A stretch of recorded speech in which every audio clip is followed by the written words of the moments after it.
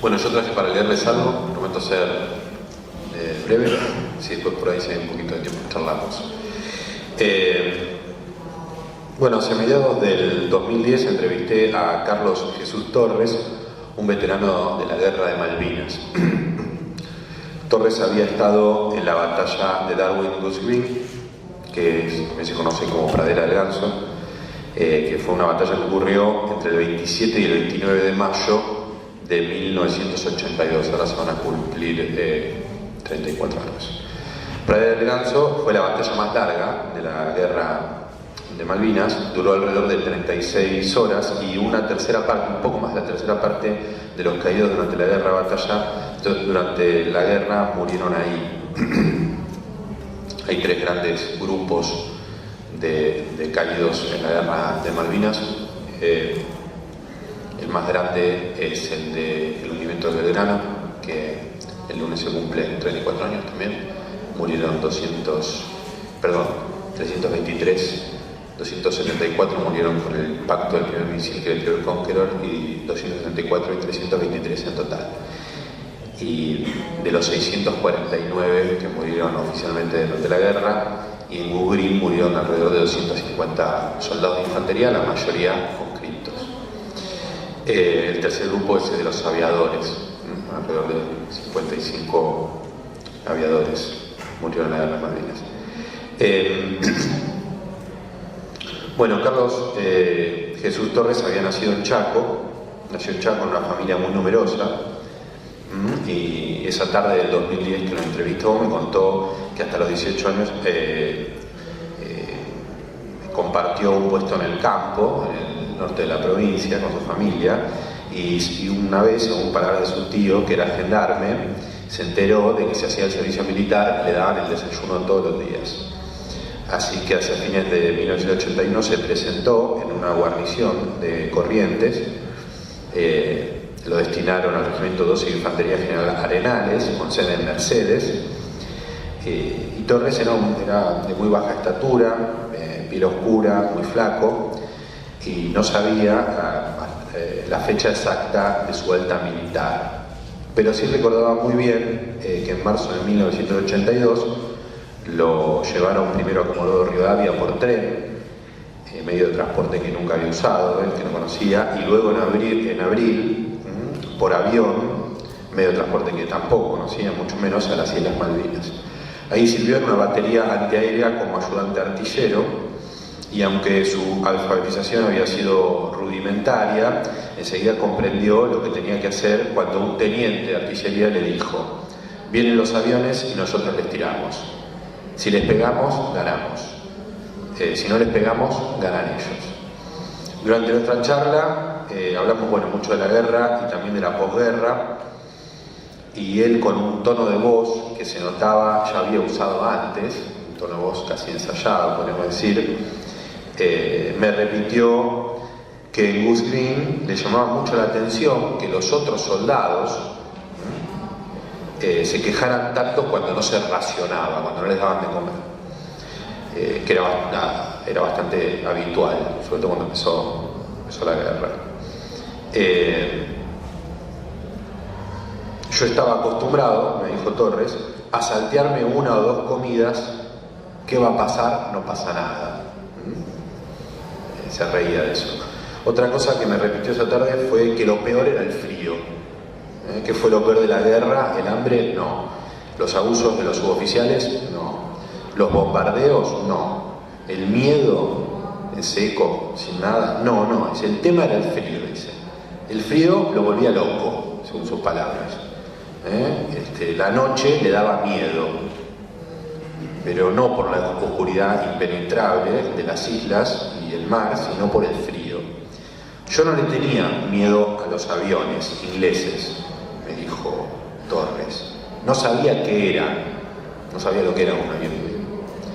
Entonces la primera alerta roja, la alerta que se da cuando se acercan los aviones enemigos a bombardear, se la pasó caminando por el vivac, sin entender qué ocurría, porque todos salían corriendo. Y ahí me dice una frase que a mí me quedó, que es así la frase, dice: ahí le aprendí al miedo de la guerra, ahí le aprendí al miedo de la guerra. Pero el frío en los pies era peor, decía, ¿no? Bueno, a principios de junio de 1982 los ingleses lo tomaron prisionero y Torres volvió hipoacúsico de Malvinas. Se dio cuenta en el Canberra, el barco civil que usaron los ingleses para traer a los soldados argentinos al continente. El cañón sin retroceso de 105 milímetros con el que había peleado lo había dejado sordo. Y cuando el ejército le dio de baja, le dio de baja rápidamente, no tenía a dónde ir. Y no quería volver al Chaco porque le daba vergüenza volver al Chaco, ¿no? Y muchos soldados de la categoría 62, con los que había compartido el cautiverio y el regreso, eran de La Plata, así que se fue a La Plata con ellos. En La Plata vivió en los fondos de un taller mecánico, donde se empleó como sereno. Y los operarios o los mecánicos que trabajaban en ese taller nunca supieron que Torres había estado en Malvinas, porque él no hablaba del tema, pero le compraron su primer audífono. Bueno, en La Plata funciona el CECIM, uno de los centros de veteranos más importantes del país, y aunque Torres no participó mucho, los recordó con mucho afecto, eso hasta el 2010. Me dijo, pero que eran estudiantes, ¿no? Los del CECIM eran estudiantes. Muchos después de la guerra retomaron sus estudios, empezaron sus estudios, y le dijeron a Torres que tenía que hacer eso, pero él no lo hizo. Y lo que sí empezó es a ayudar con los motores en este lugar donde había ido a parar, taller mecánico, y después pasó a ser ordenanza de la Municipalidad de La Plata. Pero eso me dijo que no le gustaba, y como seguía viviendo en el taller, tuvo 2 trabajos durante un montón de tiempo hasta que se casó con una chica y se fue a vivir con esa chica y con su mujer y sus suegros. Bueno, Torres me contó que dormía con una radio AM prendida en la oreja, ¿no? Que si no tenía la radio no se podía dormir. Y me contó también que si escuchaba un ruido saltaba de la cama y sin despertarse se metía abajo de la cama y seguía durmiendo. Es una cosa que hizo, que le pasó hasta que empezó a hablar de Malvinas. Y siempre, sobre todo, siempre así hiciera 40 grados, metía los pies todos los días cuando terminé de trabajar, metía los pies en una palangana con agua caliente, porque me dijo, el frío se queda en la cabeza. Bueno, 15 años después de volver de la guerra, fue a ver el acto escolar de uno de sus hijos, que hacía para un 2 de abril, y cuando terminó, él estaba volviendo a la casa y le dijo que había estado en Malvinas. Y el hijo lo miró, estaba en el colegio primario, y le preguntó automáticamente cuántos ingleses había matado. Y a partir de ese momento Torres empezó a hablar, empezó a contar, ¿no? Bueno, a mí me contó un montón de anécdotas más, con una voz muy suave, muy amable, muy pequeño,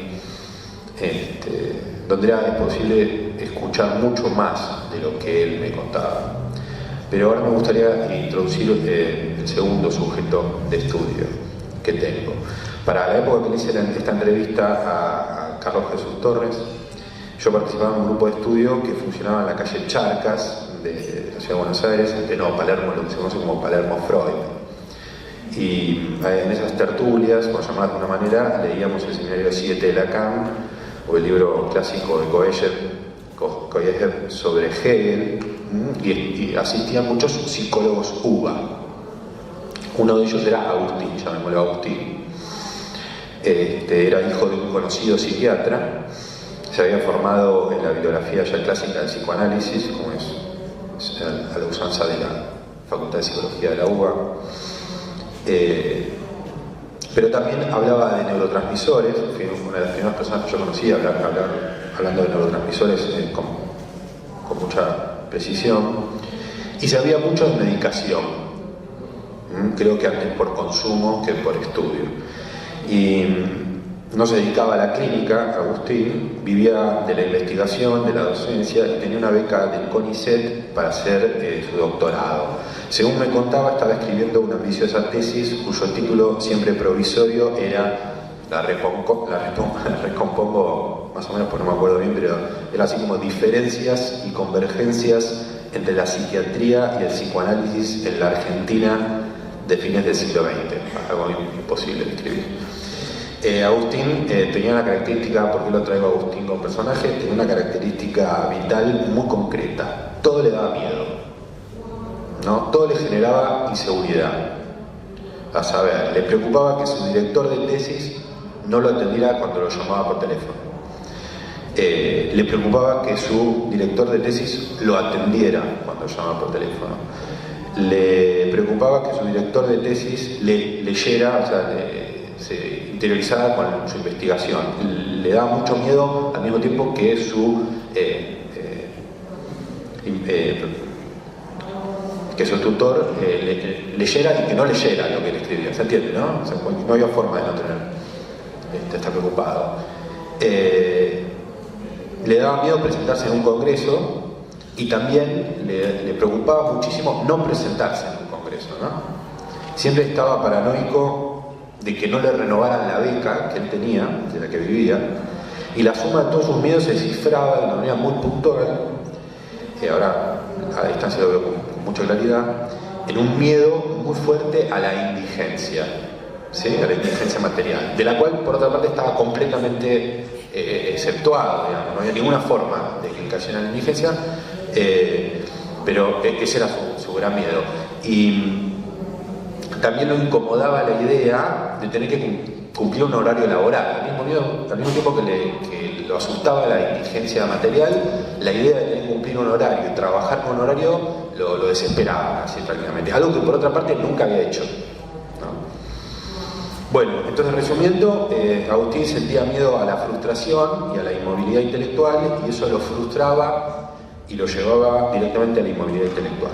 Sus temores al mismo tiempo no se limitaban a lo intelectual. O sea, él por ejemplo, me acuerdo una vez que un jueves salimos del grupo de estudio y me contó que se le vencía una cuenta y tenía que ir a Rapipago, y eso ya lo tenía como medio estresado. El viernes tenía que ir a Rapipago y eso ya lo ponía medio mal, lo predisponía medio mal.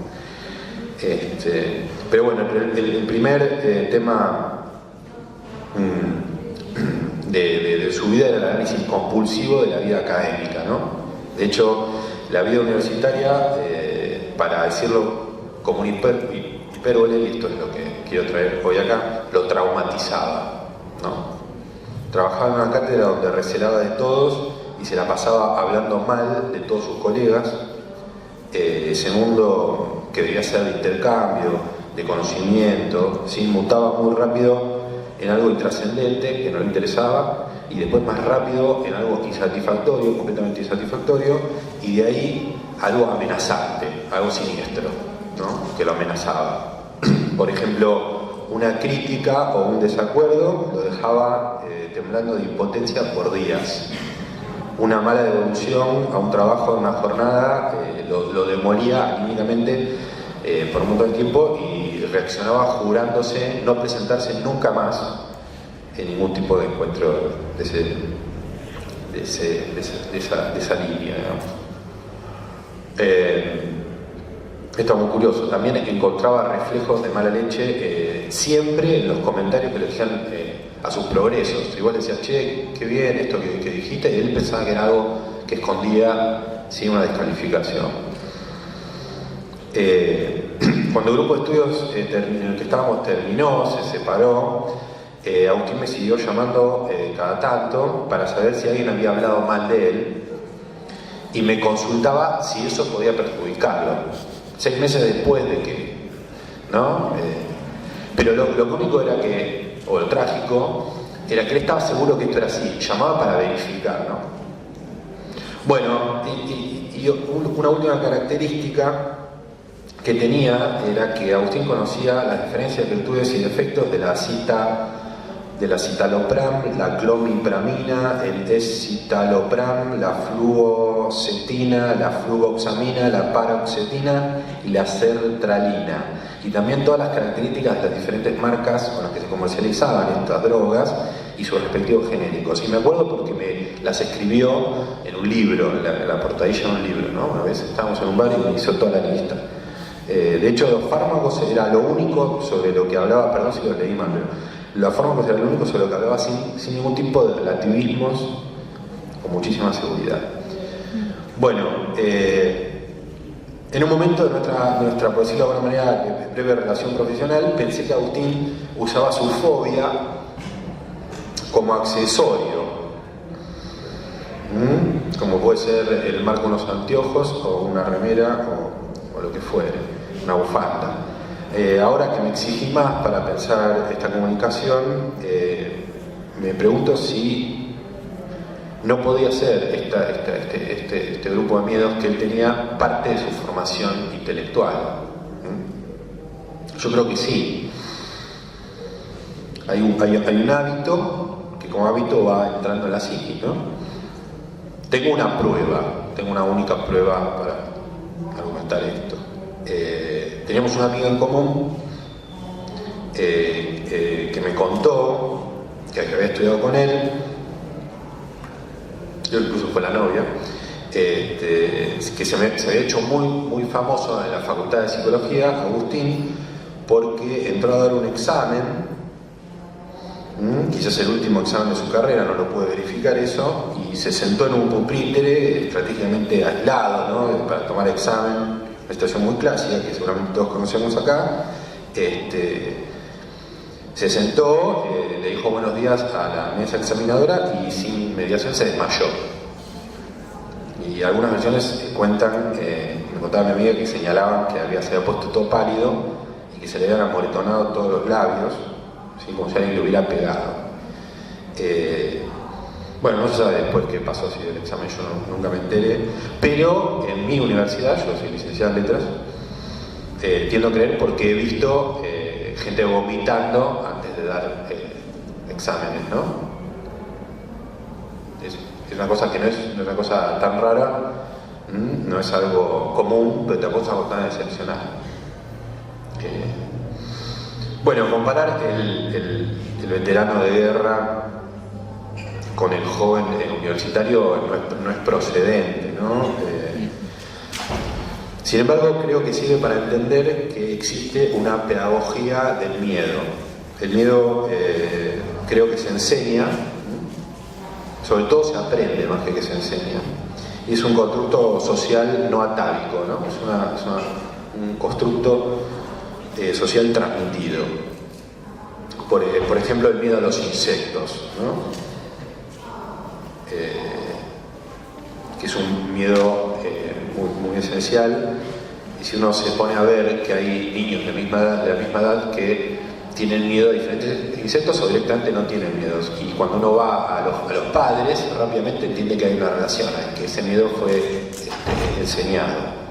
Por supuesto, el miedo al frío del Atlántico Sur por parte de un soldado chaqueño, ¿sí? Deriva de una experiencia física. Sin embargo, él mismo dice que el miedo a la guerra lo tuvo que aprender, ¿sí? Cómo reaccionar. Había una serie de signos que él tenía que decodificar, y que esos signos después le empezaban a dar miedo. Cuando uno no sabía qué significaban esos signos, no sentía miedo. Bueno, yo no quiero desarrollar una epistemología del miedo acá, porque es muy probable que me deje seducir por teorías conductistas y termine armando una fábula católico-positivista, que no es el fin. Sin embargo, en base a mi propia formación universitaria, a mi propio tránsito por la universidad, donde escribí la docencia y la investigación, me gustaría puntualizar algunos efectos de la educación superior, generalicémoslo a toda la Argentina. Pero bien podría ser Buenos Aires, ¿no? Ya es una división importante esa. Creo que la mayoría de los saberes de las humanidades y las ciencias hoy también se nos enseñan, con los saberes, nuestros saberes, se nos enseña el miedo al error y al ridículo. Dos conceptos, el error y el ridículo, inevitables si uno se va a dedicar a cualquier actividad intelectual, a casi cualquier actividad profesional, ¿no? El error y el ridículo están dentro de nuestra constitución como sujetos modernos, ¿no? Creo que no podemos evitarlo. Y también percibo, bueno, ahí está el miedo a lo desconocido, a la otredad, todo su catálogo de gestos fóbicos, que muy rápido se transforma en un miedo a lo privado, a lo que decía Marcos, ¿no? Que lo privado y lo siniestro, lo sabemos vía Freud, que escribió muy bien sobre ese tema, nos constituyen como sujetos. Bueno, podría dar muchos ejemplos sobre esto, pero me alcanza con que ustedes imaginen o recuerden cómo fueron estos miedos mientras ustedes transitaban esas instancias educativas. Y me gustaría agregar algo más. Subir un escalón más. Creo que muy rápido las comunidades académicas incorporan esos miedos como seña de intercambio, como contraseña, ¿sí? O sea, el fóbico genera confianza en el fóbico y así se alimenta como una cadena de pertenencia. O no nos genera desconfianza finalmente, ¿no? El profesor que eleva la voz en un aula no genera desconfianza, genera un sobresalto, ¿no? O a la hora de responder una pregunta directa que conocemos, dudamos, ¿no? Bueno, la inminencia del examen, una mesa examinadora, ¿no? Hay una cuestión ahí. Bueno, McLuhan decía que una de las consecuencias directas de la alfabetización masiva podía ser la esquizofrenia. Si llegara tanto, o refinando esa idea, me gustaría afirmar hoy, sin mucho riesgo, que el ecosistema social que se desprende de la propedéutica universitaria es regulador y disciplinador, esto lo sabemos todos, pero también coercitivo. En ambientes de cátedra hay que tener mucho cuidado, por ejemplo, con cualquier afirmación, porque cualquier afirmación puede ser tildada rápidamente hoy que sería uno de los grandes miedos actuales, de fascista, sospechada de prepotente. Quizás ser fascista no es tan hoy terrible como ser prepotente, ¿no? O discriminador, o incluso la palabra violencia aparece como mucha fuerza, ¿no? Como teniéndolo todo. Por ejemplo, si uno dice a los locos hay que encerrarlos, ¿no? Rápidamente puede ser percibido, sospechado y hasta denunciado como violento totalitario por gente que jamás vio un loco en su vida, ni libre ni encerrado, digamos.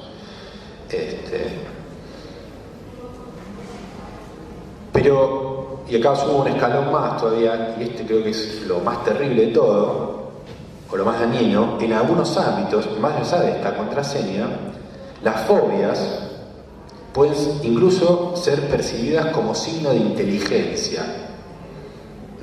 Esa distancia que da el miedo raramente esconde reflexión, sensibilidad o meditación, más bien al contrario. Sin embargo, muchos jóvenes académicos y muchos viejos académicos también, arrastrados por estos usos, comienzan a inventarse temores. No tienen temores, comienzan a inventárselos para participar de sus comunidades educativas. Con lo cual, esos miedos, unos ya sabemos, como Hamlet, que se hacía el loco, y en un momento ya no sabía si estaba loco o no, lo cual es signo de locura. Bueno, voy terminando. Creo que esta vocación de ligero aterramiento convida la participación de una neurosis obsesiva, claramente, que puede ser banal o terminar encarnando al verdadero Cthulhu. Cthulhu, quizás no lo conozcan, Lovecraft, exactamente, gracias.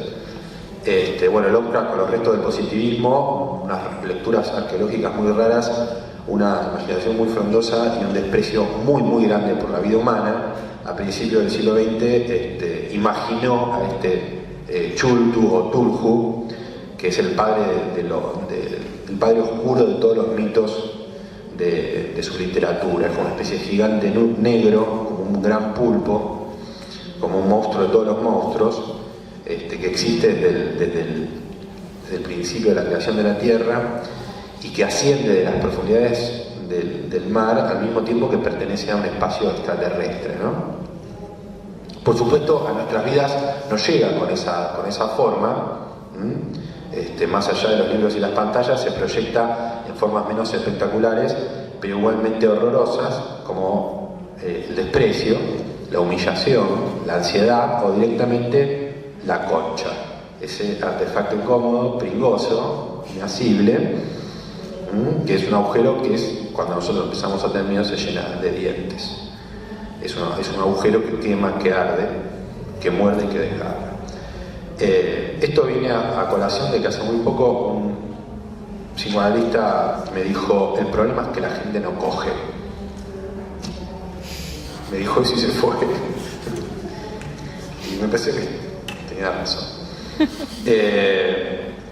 Bueno, para no perderme, vuelvo a la pedagogía. Me gustaría apuntar que el miedo no se puede medir de forma comparativa. No podemos comparar. No podemos preguntar quién fue el argentino que más miedo tuvo en la historia de nuestro país, ¿no? ¿Cómo respondemos a esa pregunta? Que una mujer martirizada en una tapera por indios que la robaron durante un malón, un soldado en una carga de la guerra del Paraguay, un viejo que caminaba por Plaza de Mayo durante los bombardeos del 55, una nena de 12 años viendo Poltergeist en un cine de la Valle a mediados de los años 80. No hay forma de comparar eso. Una mujer a punto de parir en un centro de detención clandestino de la última dictadura.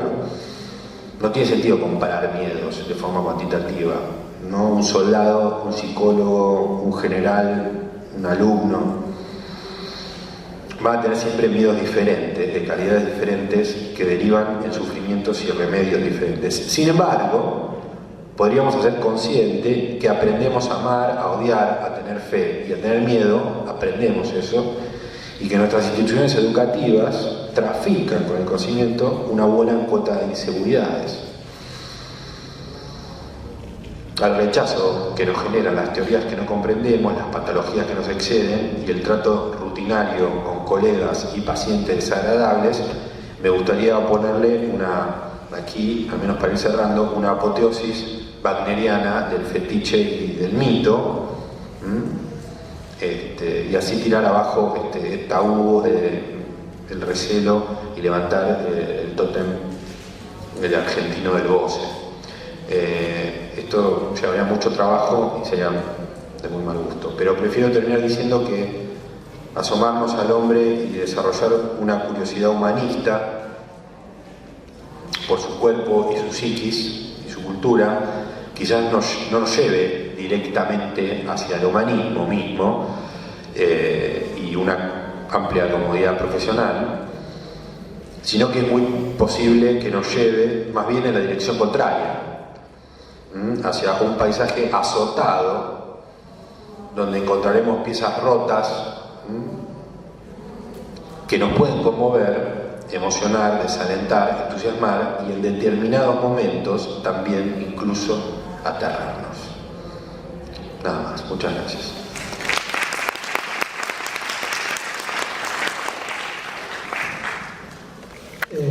Bueno, gracias. Juan, no sé si tenemos tiempo. ¿Sí? 5 minutos tenemos, así que si quieren hacer comentarios, preguntas o lo que quieran, están abiertos. Vamos a ver.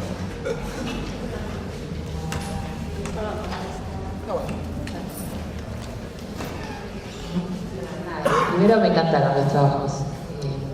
Después te quería preguntar a Javier, de vos quien hablaste del fenómeno de la parálisis del sueño. ¿Es un fenómeno recurrente? ¿Es un fenómeno aislado que ocurre una vez? Porque, digo, en clínica no he asistido, no he tenido la posibilidad, digamos, de ver cómo se manifiesta, ¿no? Sí. Es un fenómeno relativamente frecuente. En realidad hay varias formas de presentación, digamos.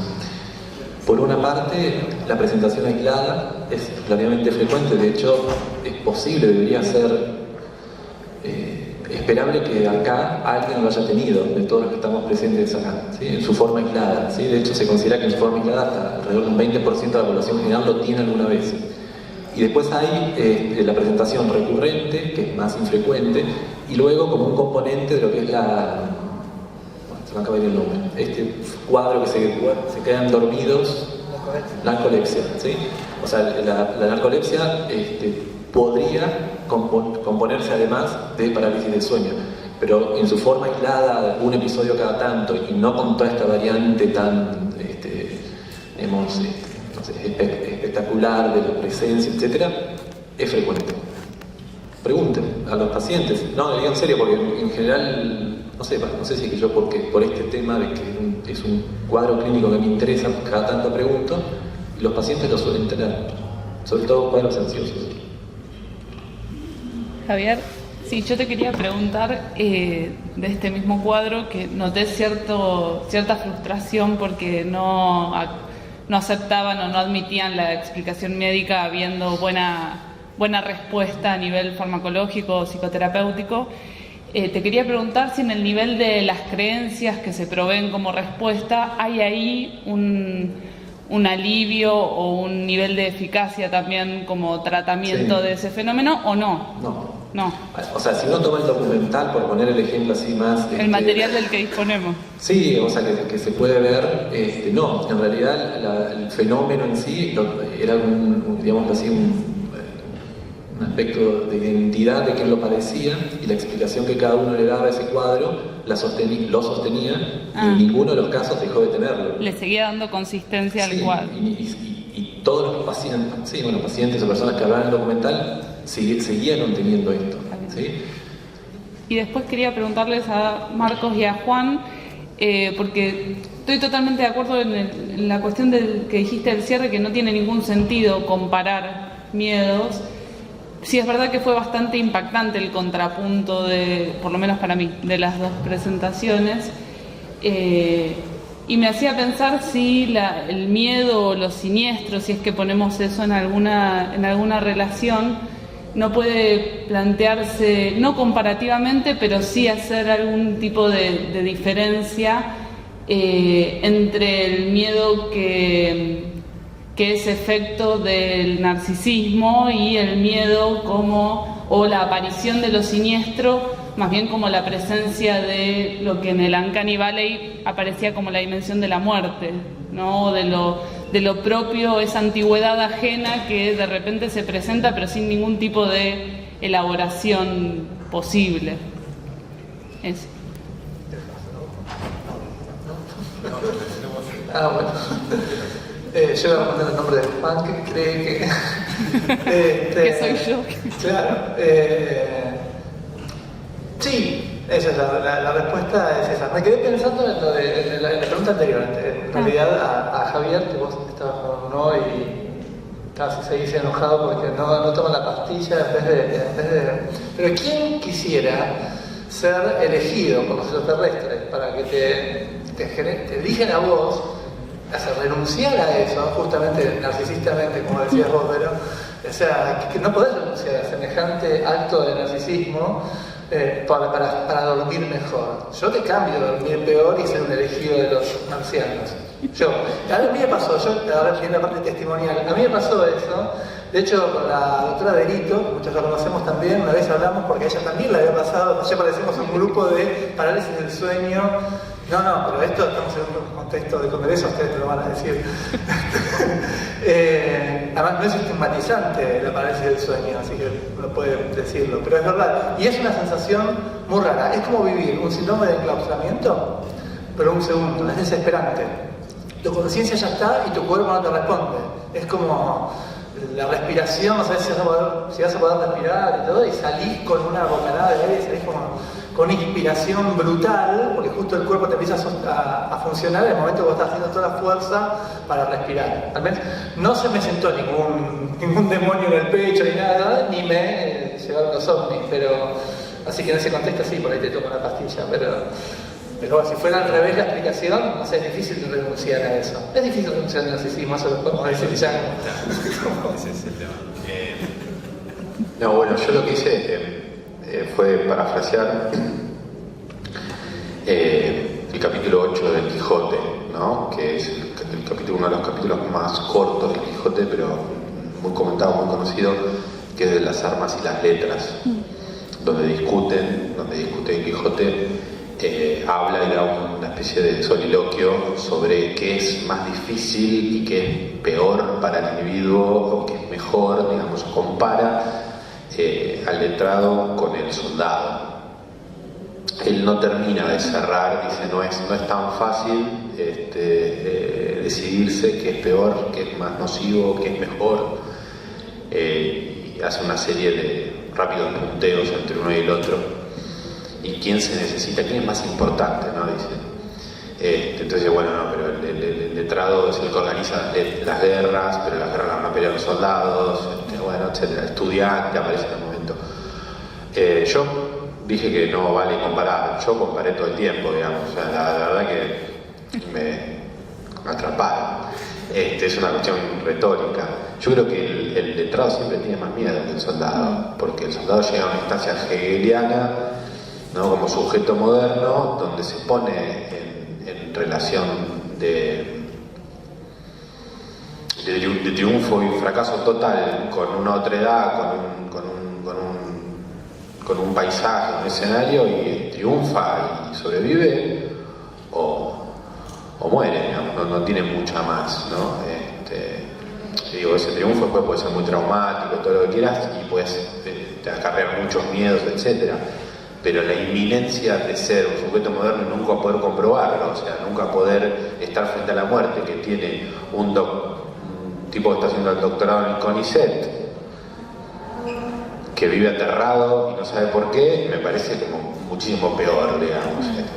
Perdón, no sé, porque dice, bueno, yo estuve en la guerra y es terrible, sí, está bien, pero andá a hacer el doctorado en el CONICET, no te maltratan, te humillan, tu vida no sirve para nada. En Estados Unidos lo resuelven muy rápido eso, ¿no? Una sociedad protestante donde no tiene la comunión católica, para mí, esa es mi experiencia, agarra una ametralladora, ¿no? Y mata a todos los compañeros de curso vestido de Batman, ¿no? Es una cosa que pasa sistemáticamente. No estoy inventando nada, entrar a un cine o un aula, una universidad, ¿no? El lugar de la comunidad, hace poco eran dos programadores de origen indio, con la mujer decidieron un día saltar de la neurosis obsesiva hacia el más allá, se compraron una ametralladora y fueron matando a todo el mundo. Bueno, entonces me parece que ahí hay algo, ¿no? Y me parece que nosotros, lo que yo quería poner en evidencia es eso, que nosotros cuando,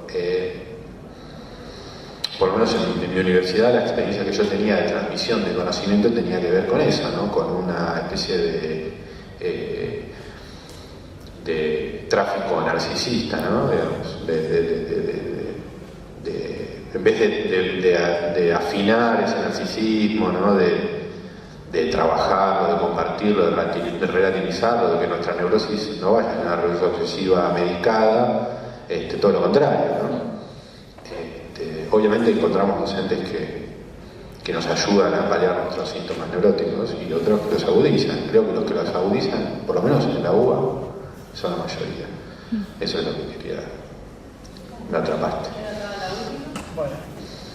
No, quería agradecerme, me gustó mucho la mesa y sobre todo conocer de la revista. Bueno, un comentario, pero había mucho para pensar, pero sobre la fobia, yo agregaría el pánico, todas esas manifestaciones de pánico, la descompostura frente a un